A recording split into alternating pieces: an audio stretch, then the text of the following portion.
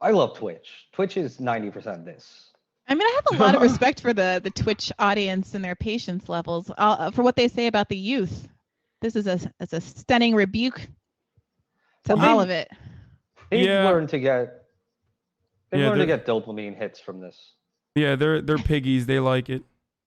I think the first thing I ever saw on Twitch is when they were doing that Bob Ross set of streaming. Like a few years ago, like they were just streaming. They were just streaming a bunch of Bob Ross episodes. You were just watching him paint, and every time he'd like paint a tree, they'd be like, "Oh yeah, that's like an amazing tree," and So there's a built-in, I don't know if you want to call it patience, tolerance, whatever. But boom, streaming's exciting. Okay, I did it. Do we have faces? Yeah, we can see your faces now. Hold on. Why isn't this? Oh yeah. Okay. It's just the sizing is a little weird, but it's whatever. It's all good. Okay, well, Hasan, we are on the Hasan Piker Twitch stream, our first live panel, and Hasan, this is your stream, so why don't you introduce all five of us? Okay, I'm gonna do that. I mean, look, I'm a very inexperienced host, okay, but I'll try my best. I just want to hear your take. Okay.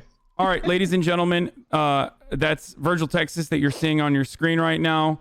You saw Osita earlier. We are live doing the first ever live taping of the Bad Faith podcast with Briahna Joy Gray and Virgil, Texas, and I'm one of their guests. They were foolish enough to have me on, along with much more intelligent people such as Osita and Meagan Day. So take it away, Virgil and Bri. Sure, that is Osita Nwanevu, who's a writer at the New Republic. Meagan Day, who's writer and editor at Jacobin magazine, and Hasan Piker, who is a Twitch streamer. It's a real who's who of the alt left. the far left. We're not calling ourselves that. We're not. We're the radical Joe Biden supporters. Okay, so the first thing we wanted to do today. By the way, I'm sick, so no one can be mad at me.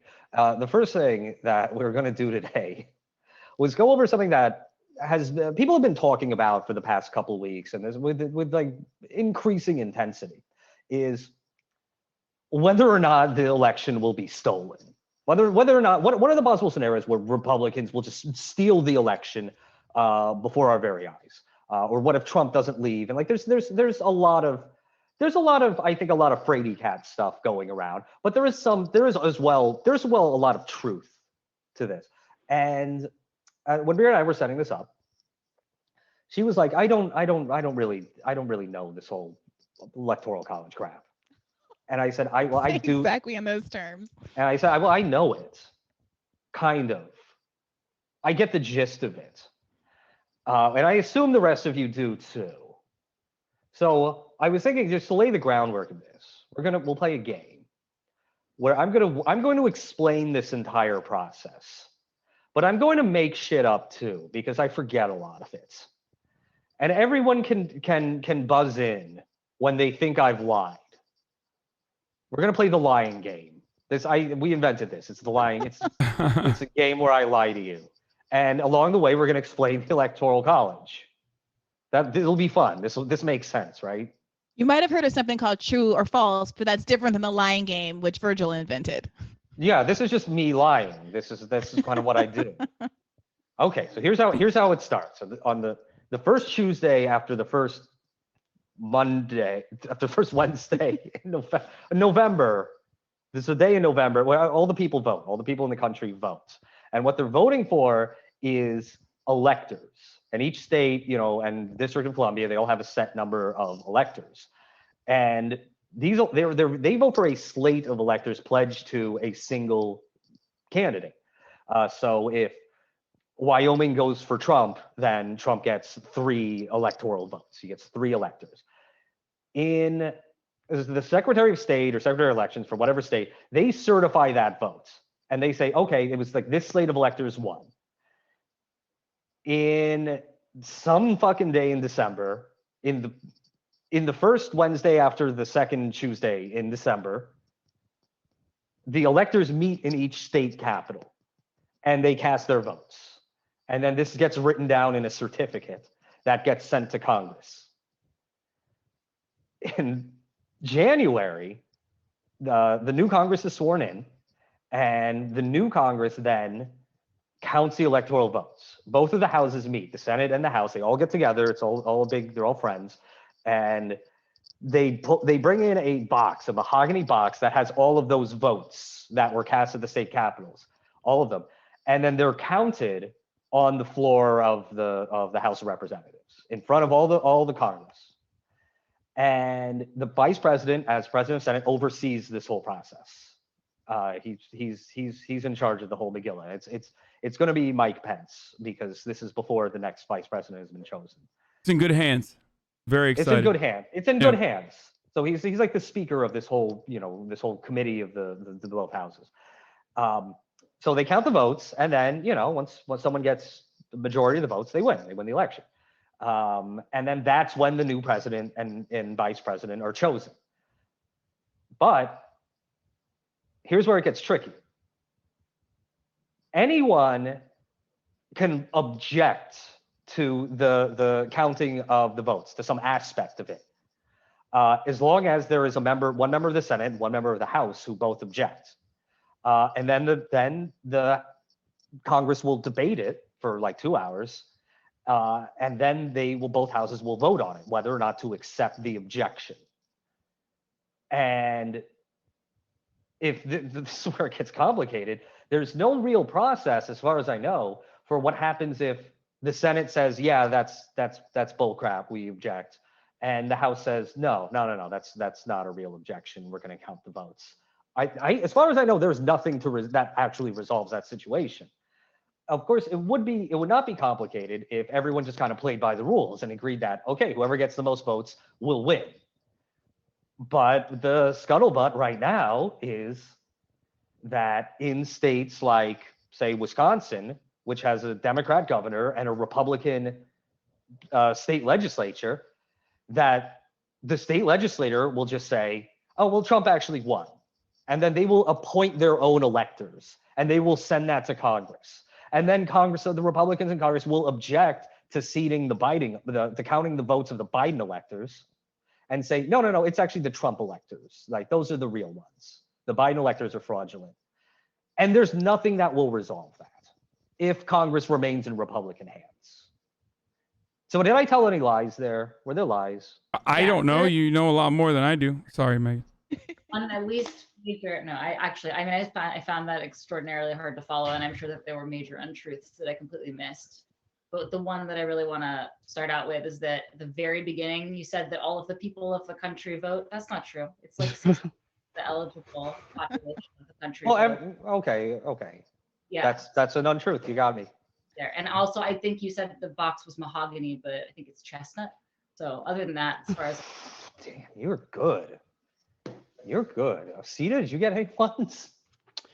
I couldn't think of any off the top of my head. I'm bad with dates, so I don't know necessarily about the first Monday of the second Tuesday of all that kind of stuff. But no, maybe you forgot when the Marshal of the Supreme Court then has to come to Congress with a bald eagle perched on the right shoulder and then certify the election officially. That's a lie. That's an important step. That's a lie. That's a lie. There's no such thing as a Marshal of the Supreme Court. Wait, are we allowed to lie? Because I was going to suggest they actually have to duel it out in a pistol duel, like when there's any sort of confusion. Well, they did that before the 12th Amendment. Yeah, that was before they reformed the process. That's what Hamilton is about. One thing I would have added that is genuinely true is that if there is a tie, 269 between Biden and Trump, the decision then goes to the House of Representatives, and the vote is by delegation. So even though Democrats control the House by like the raw number of people they have, the vote is by delegation. Republicans control the delegations, and then Trump probably wins a tie. Yeah, Republicans have like a majority in like 28 state delegations to the House, even though Democrats have an overall majority, because they get all the seats in like California, New York, and stuff. Yeah. So, Osita, you are kind of the expert here insofar as that you just wrote a piece on this topic a couple of days ago in the New Republic called "What If Trump Loses and Won't Leave?" Oh, sorry, that's not yours. Yours is the ridiculous wargaming of the 2020 election, right? Yeah. And something that you talk about that I didn't really know was happening was this transition integrity project and a couple of other groups who have really played this out. They've literally gamed out these scenarios by appointing individuals, people like, Podesta and other political figures from across the ideological spectrum to play certain roles and really act out all the potentialities. And that's where was the first time I was reading some of the motives, what could actually inspire some of the confusion and stalemating, because before I started reading these articles, it just seemed like a lot of almost fear-mongering and bloviating from folks like David Brooks, who are writing these pieces saying, well, what if Trump doesn't leave? Trump is someone who doesn't respect norms. What if he loses outright and just won't leave the White House? And those scenarios seemed a little implausible to me, given the schism or lack of affinity, rather, that the armed forces seem to have for Donald Trump. And it seemed like a couple of gaps removed from plausibility. Yeah. But when you look at these... They're not doing a coup to stop Joe Biden. Right. Well, Yeah. that's what a lot of the rhetoric has sounded like, though. But when you talk about these games as they've played out, and as Virgil just described, the way that different sets of electors could be sent by different, like whether a conservative governor and a Democratic legislature could have different reads on who wins and have competing groups of electors, that seems like a much more plausible scenario. Can you tell us a little bit about these Transition Integrity Project people and some of the scenarios they've been working through? Yeah, sure. So I think that there are two things happening in the background of Democratic politics right now when it comes to planning for November. There is, on the one hand, a group of progressive organizations that's saying, look, we need to make sure that we don't have a repeat of 2000. We need to be sure that we're ready for any legal challenges the Trump administration is going to throw at Biden, to throw out ballots, to stop recounts and that kind of thing. We need to organize protests aimed at, getting the public to understand what's happening and getting the public to, support handing the election to the legitimate winner of the election. That's one end of things. And then you have the Transition Integrity Project, which I think is a group that was started last year. They met, I guess, virtually in June to do a series of war games where they basically plan out or game out different scenarios that they think might happen in November. They had people playing Donald Trump. They had people playing Joe Biden. They had people playing, I guess, the military and the press and the American people and so on. There are different roles designated. Who played the American people? I'm not actually sure who played everybody. But I would like that role. I think I would be good. Virgil, you would do a stellar job. So there are about 100 people involved in the group. It's academics, it's some pundits, it's some people who are Democratic operatives, it's some people who've served in government. Some of the prominent names are people like Donna Brazile, John Podesta, Bill Kristol, Michael Steele, former chairman of the Republican Party. And so in this one scenario that I wrote about, which was basically exactly what happened in 2016. Joe Biden wins the popular vote. Donald Trump wins the Electoral College. John Podesta played Joe Biden. And John Podesta refused to concede the election. What happened instead was the states of California, Washington, and Oregon threatened to secede from the United States unless Republicans eliminated the Electoral College, eliminated the filibuster, reform the Supreme Court. Basically, all of these reforms that people talk about all the time on the progressive side. The strategy was, if Republicans and the Trump campaign don't give us these things, we're going to form a country called Cascadia after we secede from the United States. Meagan shaking your head. You should shake your head because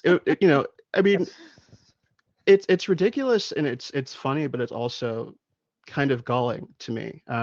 One that like the scenario that seems like one of the most likely scenarios and the scenario that like most closely resembles what happened in 2016 is the one where they divide this kind of ridiculous answer, but also like all of these reforms that they're talking about that they would want to get out of that negotiating is stuff for the most part that Joe Biden opposes, is publicly said is wrong, right? That we shouldn't try to do.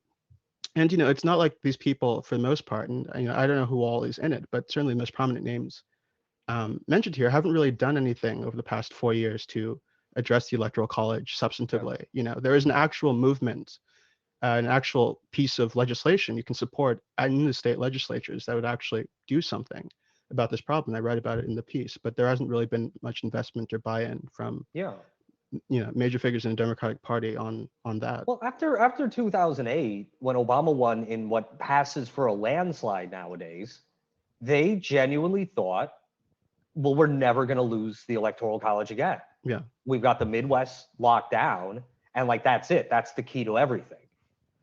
And now it's there's another Republican president who won in the span of 5 elections, 2 out of 5 elections, who won while losing the popular vote by an even bigger margin this time. Yeah, and then a point that you make, Osita, which is, well taken, is that despite having gone through this exact scenario twice in recent history, that the words Electoral College don't come up in the platform this year, the platform 4 years ago, the platform 4 years before that, the platform. So there is this idea in these war games that they're going to make this big stand, that there's going to be this Herculean, effort to get a team, a bunch of states to secede, who are led in this kind of messaging request by Barack Obama to make these grandiose demands of Donald Trump, when there has been little to no effort, at least on the party level, to actually push these reforms or really air them in any meaningful way. So the effort seems, on top of being really implausible, just kind of deeply cynical or hypocritical. Yeah, I think that's right. I mean, I think it speaks to a sort of larger pattern of thinking in democratic politics, where you envision this sort of grand dramatic moment, this moment of truth. It's like something out of a movie where everything is going to be resolved and Trump is going to be swept away and the good people are going to win. There's always some kind of point at which they think politics will move in their direction as a consequence of a particular event, rather than building public support or developing movement or so on. There's always a lust for a particular decision point that everything is going to turn on, and that's why I sort of read these scenarios as embodying that mentality. I think this is what seems really ridiculous to me about it, is that it seems to echo. Now we're all sort of used to the #resist and the term resistance. So it just goes it doesn't really surprise us anymore. But do you remember when that first emerged? It's like these people were literally referring to themselves in the image of the French partisans. It's so self-aggrandizing, and it's not matched by any actual serious strategy. And the piece of serious strategy that's missing is mass mobilization. The Democrats are actually getting worse and worse at mass mobilization. Oh God. And they are also referring to themselves in these grandiose terms that would imply leading a mass movement to secede from the United States, because it can't be done at the top level. It has to be, a mass phenomenon. That's what's yeah, go ahead. Oh, that's what's so perplexing about this war game, is that the Republicans in the war game, and these weren't Trump people. These were never Trump guys like Michael Steele, right? Who are wargaming as the Republican side. They played for all the marbles, and they win in the scenario. Trump wins again. Doesn't matter what the popular vote is. The Democrats, all they have, led by Podesta or whoever, all they have is, okay, we're just gonna make a futile threat that nobody believes, and we're gonna get some kind of reform. But we still lose. We still lose the election. Yeah. And that's the scary thing, because the hysteria is, that Trump is going to lose, and that the process will work, and the Congress counts the votes, and they say, well, Trump lost, and then he'll say, no, I'm still president, and everyone's like, oh, what the fuck do we do? Well, no, once Congress counts the votes, and they say, well, this guy's the new president, then that's it. On Inauguration Day, they cart his ass out of the White House. That's lunacy to think anything other than that will happen. The question is, with the power that the Republicans have now, and they control the Senate, and they control all of these state houses by huge margins because of gerrymandering in swing states, is what will collectively the Republican Party do to steal the election? Mm-hmm. Because they've already done that. They did it in 2000. They leveraged a 5-vote majority on the Supreme Court to steal the election in front of everyone's eyes. and everyone went along with it. In 2000, after some legal wrangling in the state of Florida, where the Secretary of State was Katherine Harris and the governor was Jeb Bush, who was George Bush's brother. After some legal wrangling, the Democrats got an order from the Florida Supreme Court to recount all of the votes in every county in the state, hand recounts, to make sure we know who won the election. And they were about to do that. They were about to meet the deadline for the electors to meet in December. This was right on the eve. There's like 48 hours to that deadline. They were about to finish this gargantuan task of all of these old people counting ballots in Florida. And the result might have been that Al Gore won. And just before they were about to complete the task, the Supreme Court, the Bush campaign went to the Supreme Court, and the Supreme Court issued an injunction saying, stop counting the votes. They issued an injunction with buying the argument that if they count all the votes and we actually find out who won the election, who really actually won, it would cause irreparable harm to George W. Bush because it might deprive him of the presidency. That was the legal argument. So then both campaigns go to the Supreme Court. The Supreme Court hands down a decision saying that the recount is not happening. We're going to end the recount. And because at this point, there's no way that they're going to be able to count all those votes by the deadline because we issued that injunction. It's twisted nonsense logic. And they said in the decision, by the way, this decision cannot be used as precedent for any future decision. They stole that election. And Al Gore said, after reading the decision, okay, we're going to give up. We're not going to beat up the Supremes. That's what he told his guy in charge of the recount. Don't beat up the Supremes, because he respected the procedure. He thought the procedure is so important. It's so important that this process is legitimate that it's better that the election is stolen from me than to keep fighting on. Expecting that Joe Biden will do anything different than that is also foolhardy and silly.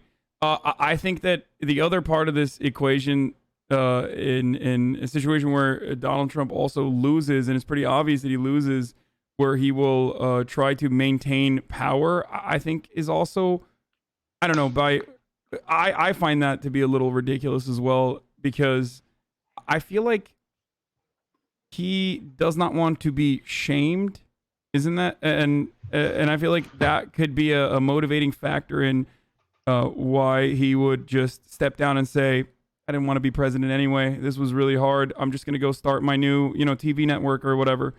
Or my podcast. Yeah, or I'm going to go on the Bad Faith podcast, my number one fans. I don't know, that's another thing that I feel like we're not really considering. But there's obviously another motivator for Trump, and that is potential prosecution after he is no longer the president, which is something that liberals have talked about. But do I believe that the liberals are actually going to try to prosecute him? No.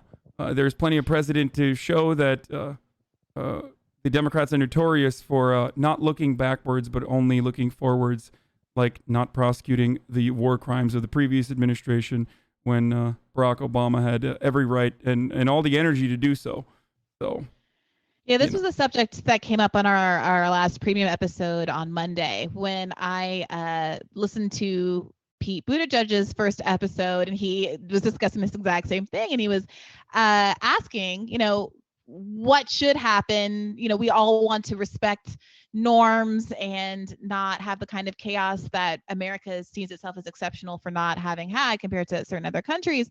But also it's like really caught up in this tension with Trump is bad. We want to do the worst thing. And I think the overwhelming kind of norm respecting ethos of the Pete camp won out in that battle, right? And the consensus on the podcast was no, it wouldn't be the right thing to do. It was right to let Nixon walk. It was right to let that Obama didn't try to prosecute anybody for the financial crisis. It's right not to use jail as a measure to hold people accountable, or for specifically they were talking about enhanced interrogation techniques and the failure to prosecute there. So I think you're right. I think it's deeply naive to think that any kind of big courageous act is going to be made, whether it's prosecuting Trump or whether it's a mass secession from the union. But what risk, I have heard people raise. I agree with you, Hasan, that like I get the impression that Trump isn't particularly invested in staying in office as a human being. But there is this argument that's being made that because he fears prosecution, whether or not it's a legitimate fear, that because he fears prosecution, he has added incentive to try to stay in office at any cost. What do folks make of that argument? Well, I mean, I think ultimately this isn't up to Trump himself. I think this is the key thing. Like whatever Trump feels he wants to do, he won't succeed in staying in office if he doesn't have the support of not only people within his circle, but the American military, the Republican Party. Like they're all, Wall Street, like all of these different forces have to sort of align for him to stay in power if he's lost the election and it's determined that he lost the election. I think the bigger question, as Virgil said, is before you get to a point where you know who won the election, what do Republicans do to actually, screw up the result in the first place? And I think like it depends on what we think about when we say the word steal. I mean, I think it's inevitable that there are going to be legal challenges, right? Like if this question of, are ballots going to be thrown out? Yes. Like, are there going to be challenges to things that get sent through the postal service? Yes. Like the election is, if that's what the election being stolen means, that's what's going to happen. We should just sort of say that straightforwardly. We should be preparing for that, anticipating that. So, I think there's going to be an epistemological crisis. Like a result is going to come, but I don't think Democrats are going to sort of take it on faith, or Republicans are going to take it on faith. It's just going to be sort of the result. And I don't know that there's going to be that much you can do at that point once the challenges have been resolved and once the count has happened to change. Because everyone is going to claim legitimacy. Yeah. And they're going to convince you, as Trump convinces you, and I guess people call this gaslighting, I hate that term, as Trump tries to convince you that, yes, what you know about legitimacy is false. Yeah. He's a very postmodern president. But also beyond Trump, I think people very legitimately will say, well, look, we have this result, but we know the Postal Service has been screwed over. We know that there are going to be, like, in the best case scenario, if Trump were not, committed to dismantling the Postal Service, if everything was working correctly, we know that there would be screw ups and mishaps with mail delivery, just because that's how it works. And there are ballots that go undelivered and so on. So there's going to be an inherent level of uncertainty built into the process. I think people should just sort of understand. So it's not just going to be Trump saying, well, this result is invalid, we should question this result. I think that the inherent situation we're in is one that's going to lead to people of all political stripes saying, we don't really know for sure what happened. We think our side won. We believe that the other side has done stuff to threaten the integrity of the process. And that's just going to be a mess. If you can build enough uncertainty about the process, then it does have to come down to someone, and that might be the Supreme Court, where the Republicans have a majority, where Donald Trump appointed 2 seats on the Supreme Court, where both sides have fashioned an argument why they've legitimately won, and the Supreme Court simply has to decide, well, just who's going to win. It's not like, oh, this is the objective truth of the matter. No. They just have to pick a winner, because that's exactly what they did in the year 2000.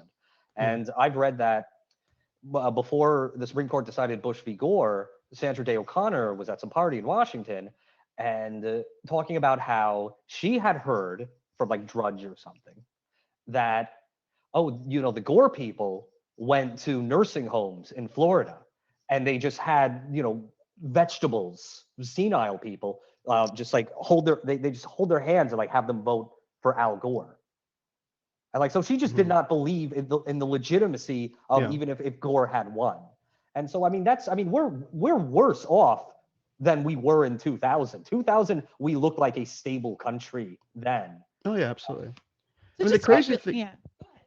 I was going to say, the crazy thing is that after 2016, Trump also questioned the results of that election, even though he won, right? He said the popular vote, Hillary won because they were busing in illegal immigrants to polling centers and this and that place. So it's a certainty that he's going to do all of that, no matter what happens. So I think the question in my mind is, let's say, if Biden wins by a blowout, he puts an exclamation point on it, then okay, there's not going to be any uncertainty, even if you wanted Trump to win. There's going to be a hardcore of like 30% of the country, but it doesn't really matter who think that, the election was stolen, but it doesn't really matter what they think. But if the election is close, if it's within a few points in Wisconsin and Michigan, places like that, where, I mean, polls indicate that it will probably be within a few points, and that Democrats are more likely to vote by mail, meaning that we will not have it, meaning that on election night, Trump will lead in these states, but over the next few days, his lead will go down, and then Biden will take the lead after they count these votes. What will Republicans accept that? Oh, yes, that's simply how mail-in voting works. Or, and when I say Republicans, I mean Republican legislators. Or will they say, no, that's illegitimate. Whoever led on election night won. Like, this is all fraud. And so we're actually going to, like, we're in the Wisconsin legislature, we're going to certify Trump electors, and we're going to send that to Congress. And then Republicans in Congress, Republicans keep the Senate, they will say, okay, we will accept the objection. Is that a plausible scenario? Yeah, that's a really important part of it. I think the war game scenario, as you wrote about, Osita, and some others as well, that there is this veneer of legitimacy to saying, okay, the ballots are in, and by midnight of election day, it looks like so far Trump is winning. Let's call it. And we also saw in Iowa the power of just calling an election and how difficult it is to reverse that kind of media narrative and inertia. And the person who says, look, wait, let's see, just has a much weaker argument, a much weaker rhetorical argument than the person says declaratively that I've won. And so really imagine the world, the scenario in which, you know, we know that 40% or so of votes are going to come in by mail because of COVID-19, et cetera, that you could really make that kind of a play and have that argument. And when you look at the games that were described, there was a reverse scenario that was described in one of the southwestern states, right, where there's a world in which there is the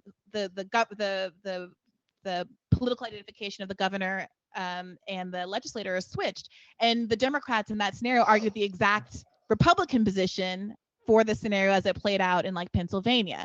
So it doesn't seem like there's a recognition. I mean, there is a recognition rather that it's not about one position being better than the other. It's really about what position you are in and exploiting it to your benefit, which really makes me worry because Democrats seem to be worse historically at selling these kinds of arguments, at selling these kinds of strategic arguments and really committing to the posture of, no, I won, yes, we're right, and we're going to go to the mat on this, as opposed to kind of deferring to experts in a way that doesn't seem as kind of rhetorically sound or kind of righteous, you know? I'd say the scenario that keeps me up is they're going to have to count the mail-in votes, and Biden is going to make up his margin through the mail-in votes, probably.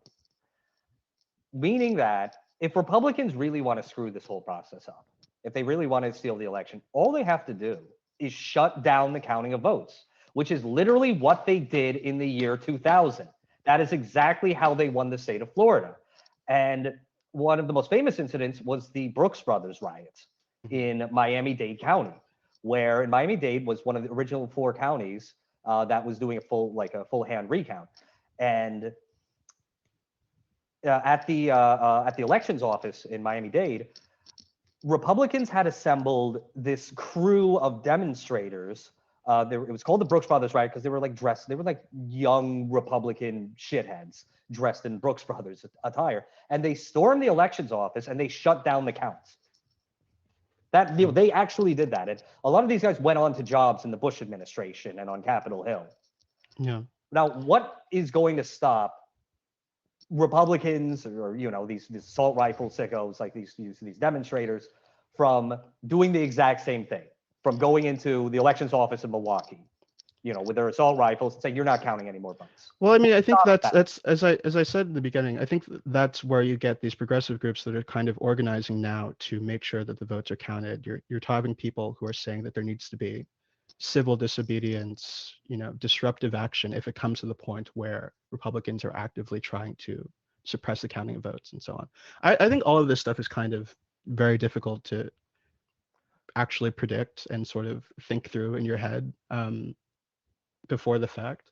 But one of the sort of the central ideas that informs the way I think about this in general is, for me, and maybe people will disagree, I don't actually think the Republican Party as an institution is that invested in Trump's reelection. Like, I think the Republican Party will do what it can in these kinds of legal battles to make sure Trump comes out ahead. But if he's losing, or if he actually loses, I don't actually think you're going to see a lot of effort being expended, certainly by Republicans in Washington, to cover for Trump and to put him ahead. Because I just don't think that they need him Really? anymore. I really don't think so. And I wrote this in a piece a couple of weeks ago. I just don't think the Republican Party's institutional power depends on having the White House again. Look at what they did when they had Congress for the first 2 years of the Trump administration. They had the full play of everything. And people like me sort of thought, well, that's the end of Social Security. That's the end of Medicare. They're going to destroy the federal government and everything's going to be done. They couldn't pass most of what they wanted to do, in part because they've reached a point in conservative policy where the people that they're actually hurting when they do stuff like that are people in the Republican base. It's not just, you can imagine that you're hurting some Black person in a city somewhere by doing this or that cut. To the extent that that's still happening, it's happening at the executive level. But these large legislative policy items that they've wanted to accomplish, they didn't do them. I think that they didn't do them because they've reached a limit on what the public is willing to accept on the national level from Republican politicians. And so they've reached into this kind of culture war, spite-based politics where they're not actually seeking to accomplish very much of anything. But if Republicans really wanted Trump to be reelected, like they would have passed a better coronavirus stimulus package, that they passed so far. They'd be supporting actual measures to revive the economy and not just sort of this pilling bullshit that they keep putting forward. I don't think the average congressman who's in a safe seat and who's not facing reelection, or the average Republican senator in like Kansas or South Dakota, is really that invested in putting something together because their career depends on the outcome of the election, right? I think that the whole thing kind of rolls on and moves on even if Trump loses. So that's just kind of the way that I think about it. I just think that this is what happens when you have a movement and you have institutional power. Like you can afford to lose the White House and still tell yourself, well, look, like the Senate is biased in our favor. Joe Biden's a guy who doesn't want to do anything to change the existing power structure that will actually allow Democrats to pass anything, even if they do win. So we can kind of rest easy. We have all of these judges that we've already appointed during the Trump administration. We have the Supreme Court.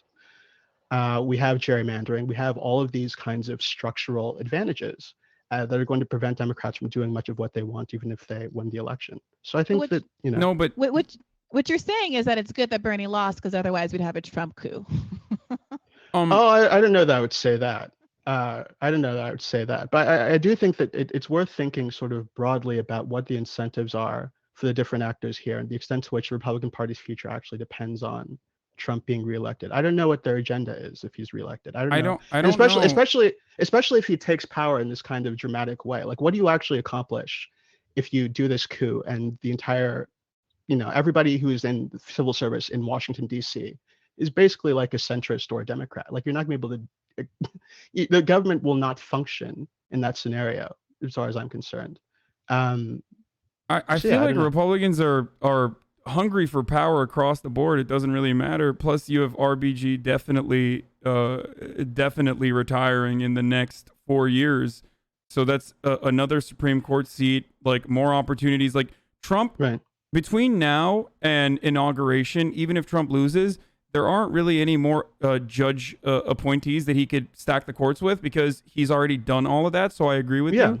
But the next 4 years would still provide additional opportunities for lower court appointees and also the Supreme Court. So there's certainly a lot of areas, in my opinion, and you are a lot better read and much smarter than I am on all of this. So I don't, you'll probably own me in this, but I do feel like Republicans will always, no matter what, fight to win because there's always opportunities to destroy the federal government. Meagan, I'm curious what your take on Osita's position is.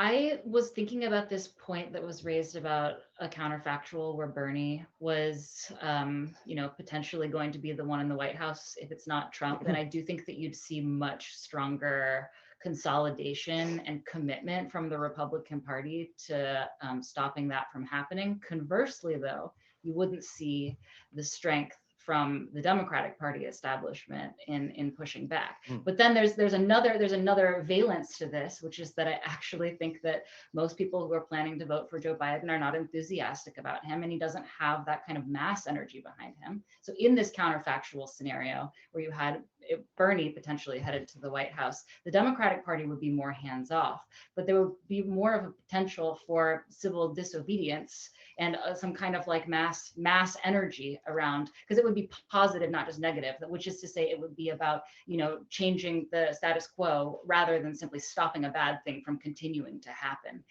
So my brain is kind of stuck on this counterfactual, which I hadn't considered before, but I think actually thinking through the ramifications of the thing that's not happening helps us understand the dynamics of the thing that is happening. Well, I mean, in 2000, was Al Gore such a threat that he had to be stopped?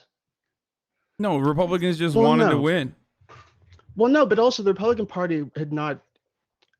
I think that we are now closer to the ideal government now that we've had 20 years of a kind of atrophying of the welfare state, of tax cuts. After Bush did the tax cuts, that was another limit on progressive policy. Like they've succeeded in so many things in domestic policy in the intervening time that I think that they've reached a kind of place where they're not really sure where to go. This is why Paul Ryan left Congress, right?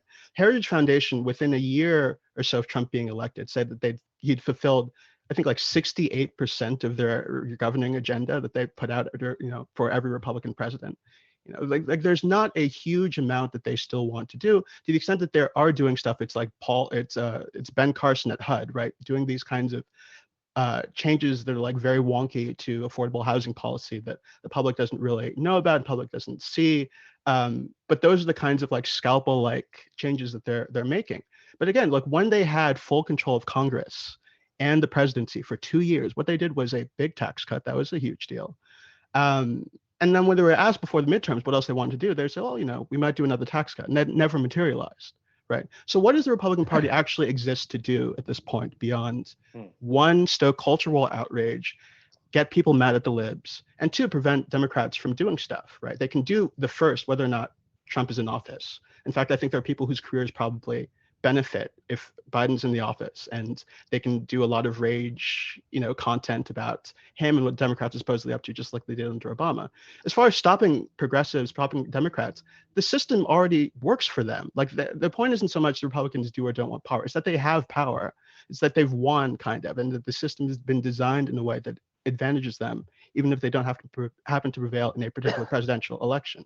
That's what I think is key. And I think that if they did really, really care about Trump winning again, you'd be seeing a different set of action, from the Republican side at this point, especially on coronavirus. Like the idea of not adequately funding the relief effort, that's a freebie in an election year. You should be doing that, and they're not. Right. And people have been struggling to understand why it is that they don't care so much. I think this is why. I think that they don't really. But they kind of did as well, though. Oh, sorry. I feel like as far as like giving the working class $1,200 one time, but most importantly, the $600 a week in additional unemployment benefits, like that was quite significant for, I think, a Republican Senate to ever pass through. And of course, they did that by offering a gigantic amount, basically a cash cannon to corporations, and that was their concession. But I feel like it was nowhere near what was necessary, certainly, and we still need additional, like a second CARES Act or some sort of stimulus. But having said that, I think the first round was pretty good overall. I don't think anyone will. I don't think anyone will go against me when I say that the $600, especially in unemployment benefits, was really good, like by American standards. But even by global standards, I would say. Oh, totally. It's just that they haven't really been serious about following that up with aggressive action afterwards. Policies that are as generous. They've been talking about.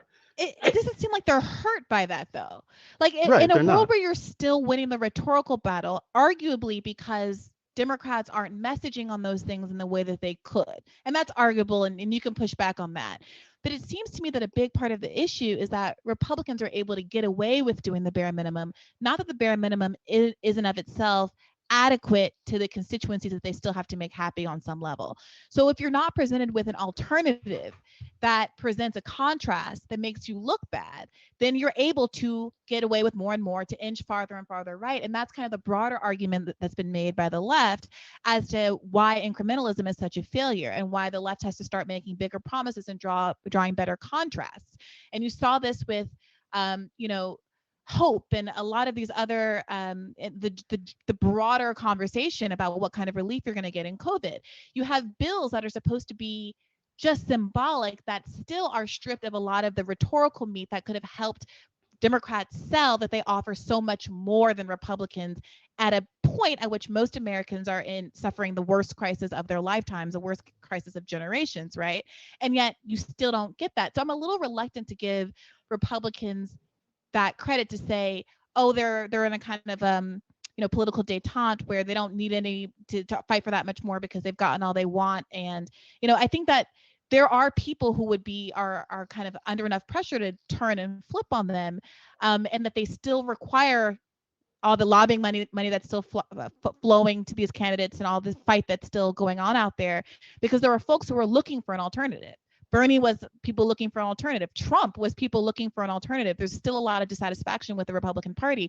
And I don't know what will happen. I don't know what it will look like if there is another milquetoast Republican that follows up behind Donald Trump, and if they can really hold on to the coalition that they have right now, because Trump is able to have kind of a foot in both pools and play as a, outside the box, person who's going to drain the swamp still to a lot of people, someone who is a loose cannon, but they will roll the dice on because at least it's a departure from business as usual.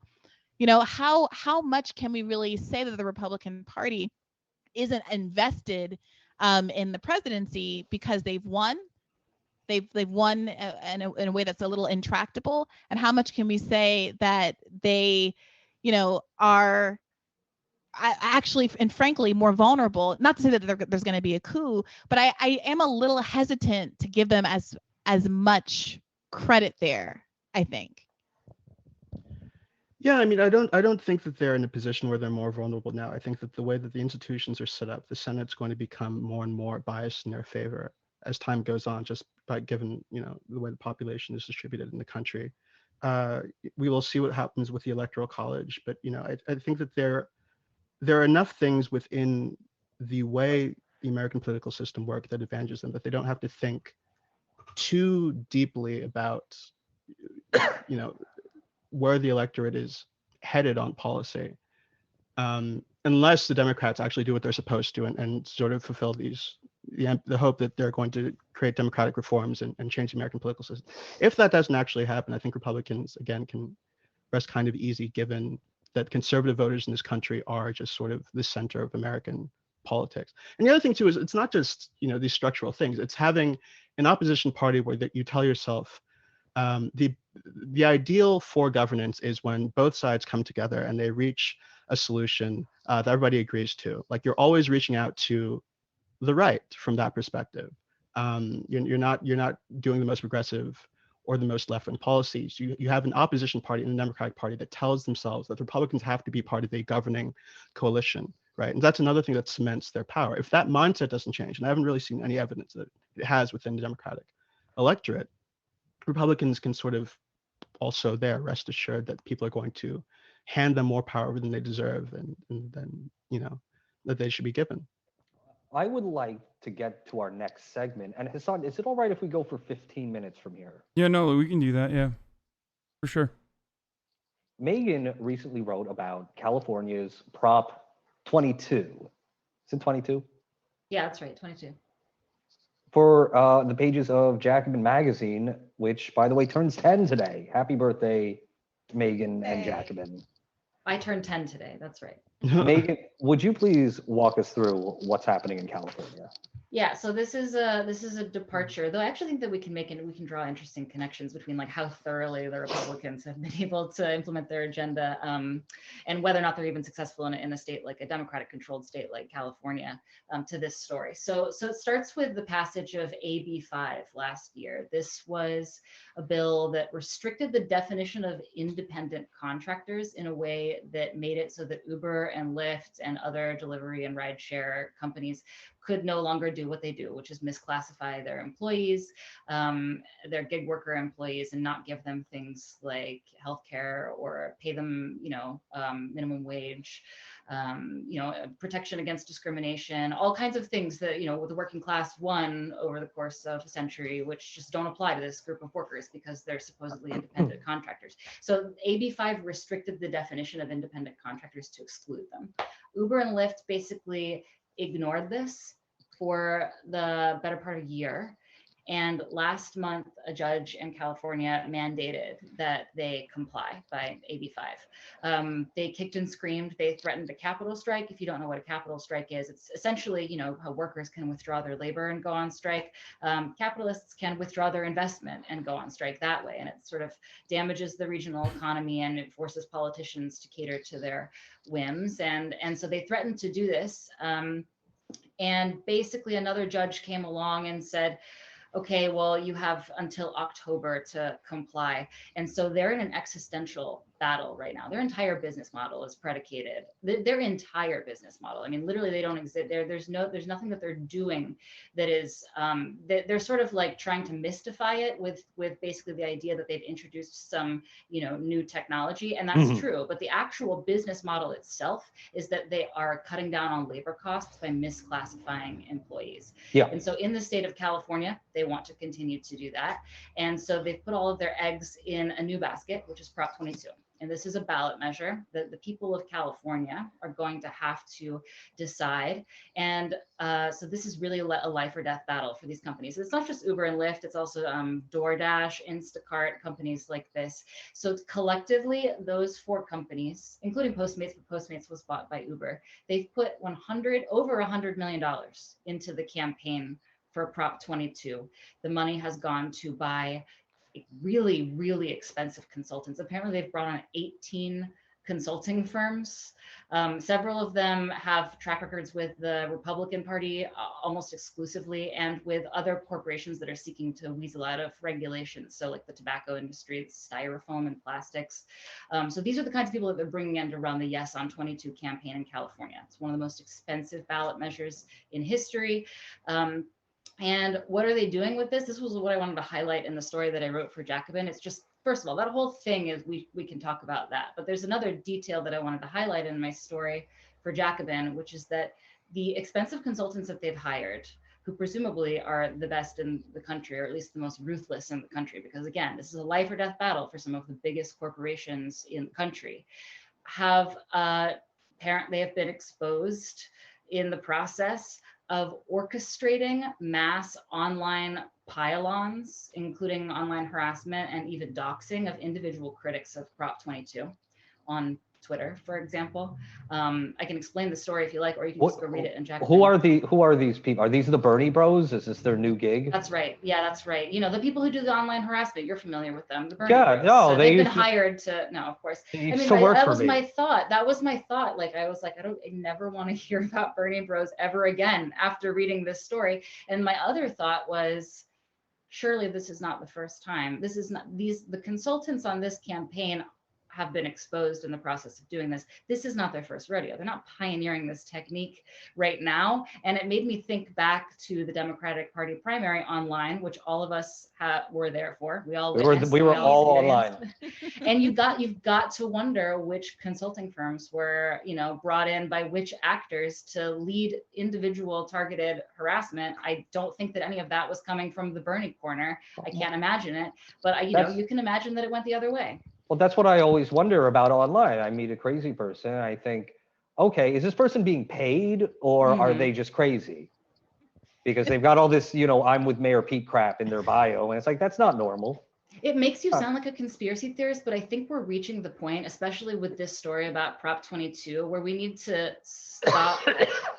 assuming or implying that it's crazy tinfoil hat stuff to ask whether people are part of an online paid harassment campaign to sway public opinion. I mean, we have solid proof this is happening in California right now. Well, right. I mean, these are the bots or the people in the Saudi Arabian orb factory or the Moscow, Russian trolls who are influencing our elections. Of course, I don't care about that stuff because they're weird and they're bad at what they do. This is way more potent stuff.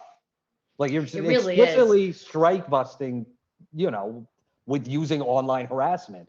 That's a way bigger crisis than whatever Iran, North Korea hysteria stuff.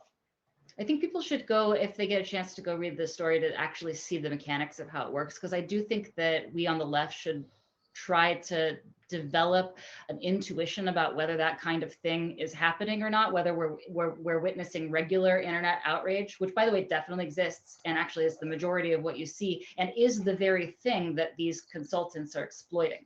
They've watched it happen, they know that it works, and they're like using it for their own ends, but it's an organic phenomenon on its own. So we need to be able to figure out, we need to learn those sort of, I guess, warning signs of whether or not this kind of thing is happening, because the purpose of it is to shut down individual critics of right-wing policy, of anti-worker policy, of anti-worker candidates, and so on.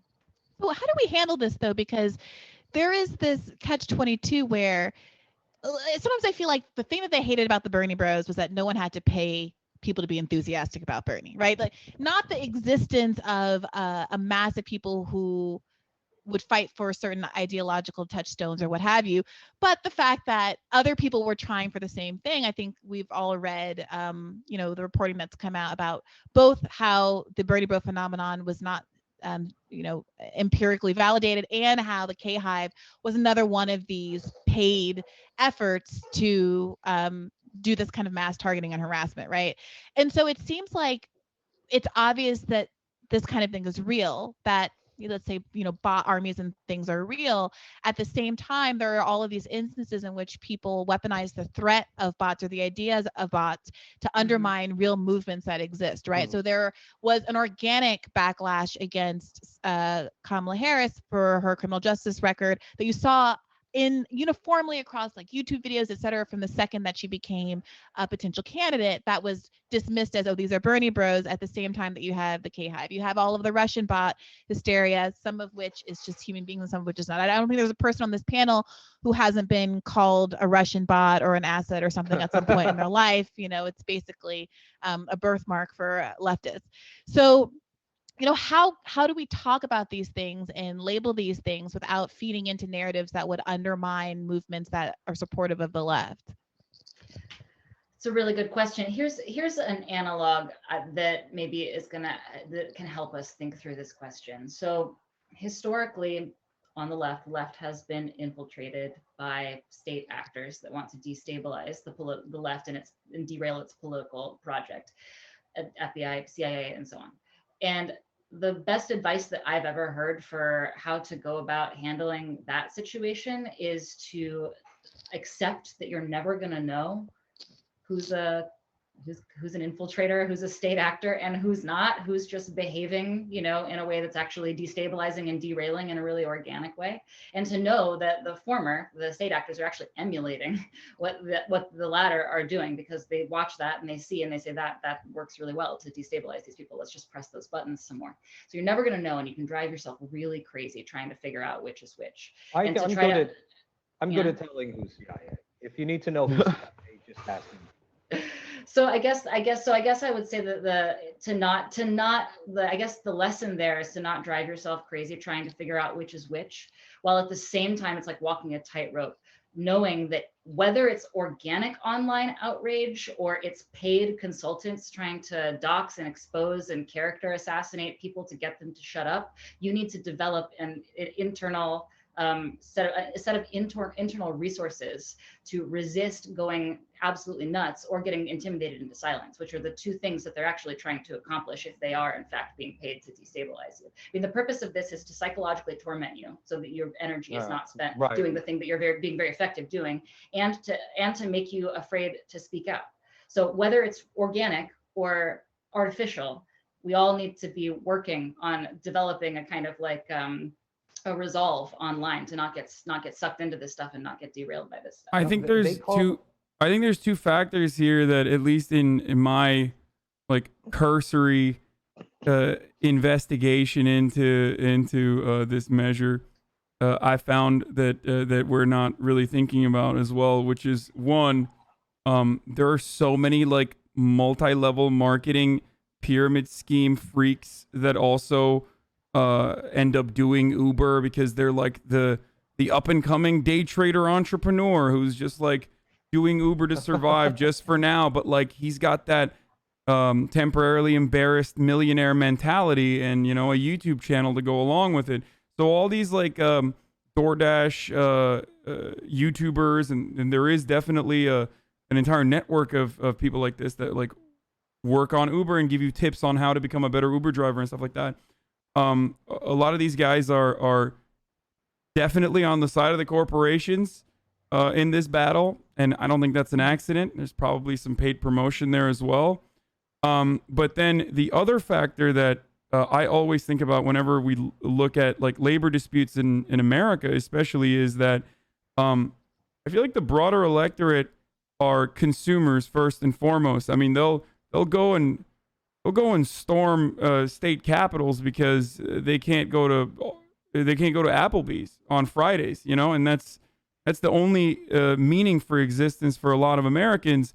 And I feel like the messaging battle for securing workers' rights for contracted employees, contractors in all of these massive American corporations, the messaging battle is much more significant and much harder to fight when Uber says there's going to be Uber's going to be too expensive for you, or Lyft is going to be too expensive for you now. You're not going to be able to get Postmates and with the same convenience that you were able to. I feel like that, because that actually does harm the consumers, and then that's all they think about because they're selfish. And I always worry that that's going to be a bigger problem in this situation, on top of like the obvious harassment. This is what they're counting on. This is essentially what, from what I can tell, the consultants are this kind of like, I mean, when targeted online harassment is a phrase that I've started to just like tune out, because usually it's directed at like us for like having opinions on the internet. But I mean, in this case, that's genuinely what's happening. But what's really important, the important detail, something that you touched on, Hasan, is that it's riling up real people. That's the point. It's not like an army of paid bots. It's like a specific targeted action that's intended to rile up real people and to sway their opinion and get them to do things to shut down critics. In this case, that's where their Twitter clicks, and they all have cute little names, and often they're appropriating, usually when somebody said something bad about them. Everybody knows this is how it happens.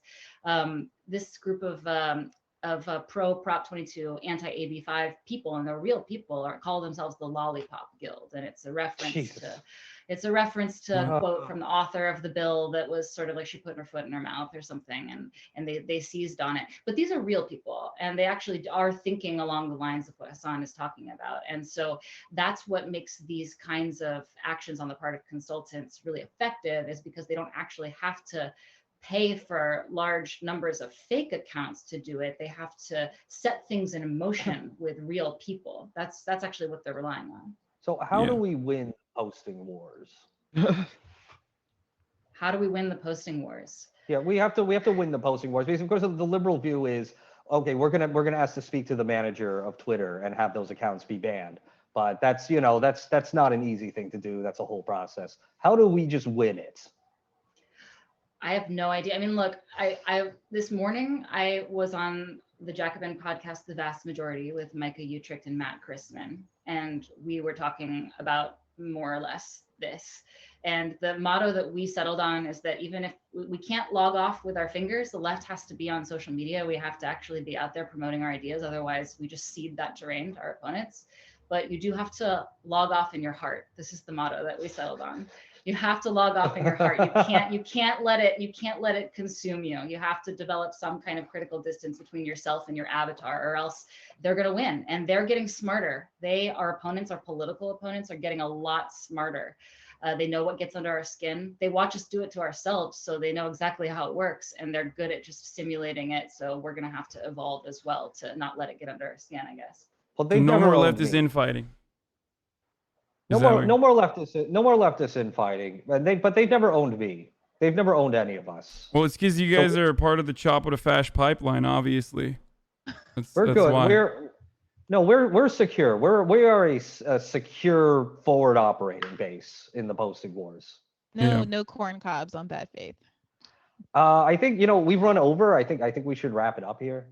Should we thank our panelists? Let's thank our panelists. Yes, thank you all so much for all the time you spent and all of your edifying comments and insights. I think that this is the most clarity that I've ever had about a lot of these topics. The David Brooks column didn't quite get me there, but Osita, yours did. And Meagan Day, always a pleasure. And thank you so much for hosting us, Hasan. Yeah, thank you for having me, guys. This was awesome. Thanks, everybody. And you can find Osita Nwanevu. You can find his writing at The New Republic. You can find Meagan Day at Jacobin. You can find Hasan Piker at twitch.tv/Hasan the Hun. No, right? No, HasanAbi. My username is different everywhere. Twitch.tv/HasanAbi on Twitch, but that's my Twitter. Hasan the Hun is my Twitter. It's my fault. And if you're watching this on Twitch or listening to this free episode of Bad Faith, join the faithful and subscribe at patreon.com/badfaithpodcast. All right. Thank you, guys. Everybody. Thanks, everyone. Thank you. Bye-bye. Bye. All right, cool. Catch you later. Bye, everyone. I will do that.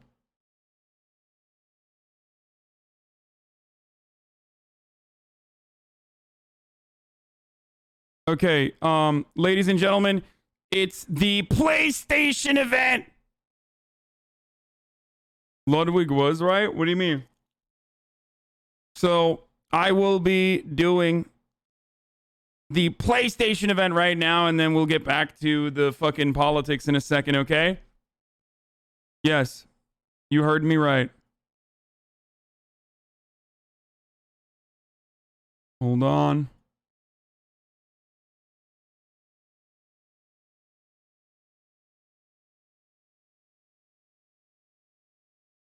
Leave! Leave!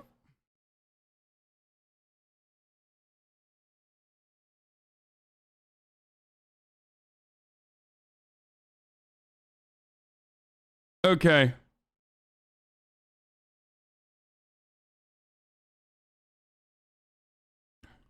Where does anyone have a link to the PlayStation event?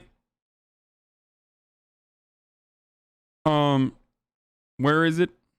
Where is it? Thank you. Let's get it started.